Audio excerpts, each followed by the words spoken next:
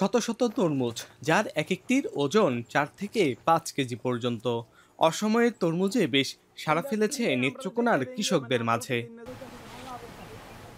কেন্দুয়ার পাথারিয়ার কৃষক মোহাম্মদ সুমন মিয়া চলতি বছর 40% জমিতে চাষ করেছেন বর্ষাকালীন তরমুজ। প্রথমবারেই বেশ ভালো ফলন পেয়েছেন তিনি।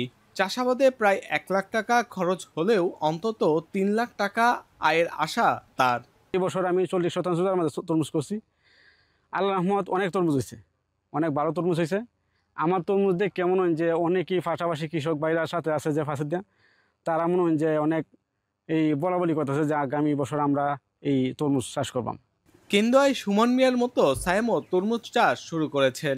ধান চাষে ফলন পেতে যেখানে 100 থেকে 120 দিন পর্যন্ত সময়ের প্রয়োজন, সেখানে বর্ষাকালীন তরমুজের ফলন পেতে সময় লাগে মাত্র 65 থেকে 70 দিন পর্যন্ত। স্বল্প সময়ে বেশি লাভজনক হয় অনেক কৃষকই আমন মৌসুমে ধানের পাশাপাশি তরমুজ চাষে আগ্রহী হচ্ছেন। মোটামুটি আমার জমি আছে প্রায় 400 শতকের মতো। 400 শতকের মধ্যে 120 শতকে আমি তরমুজ চাষ করছি। হ্যাঁ, 120 শতকের মধ্যে মোটামুটি আমি লাভবানই। কৃষকরা জানান, ধানের জমিতে প্রতি বছরই পোকামাকড় ও অতিবৃষ্টিতে ক্ষতিগ্রস্ত হন তারা। ফলে বিকল্প উচ্চ ফলনশীল ফসল হিসেবে বর্ষাকালীন তরমুজ নতুন আশার আলো দেখাচ্ছে তাদের। 2-3 একর জমিতে কিন্তু তরমুজ চাষ করেছে এবং তাদের অক্লান্ত পরিশ্রম এবং সুষ্ঠু পরিচর্যার কারণে এবছর বাম্পার ফলন হয়েছে। ধান তরমুজ করছি 3 বিঘা জমিতে। 3 বিঘা জমিতে তরমুজ করাতে 4 কাঠা জমিতে তরমুজ একটু বৃষ্টির কারণে কম হয়েছে, আর 2 বিঘা জমিতে খুব ভালো বাম্পার ফলন হয়েছে।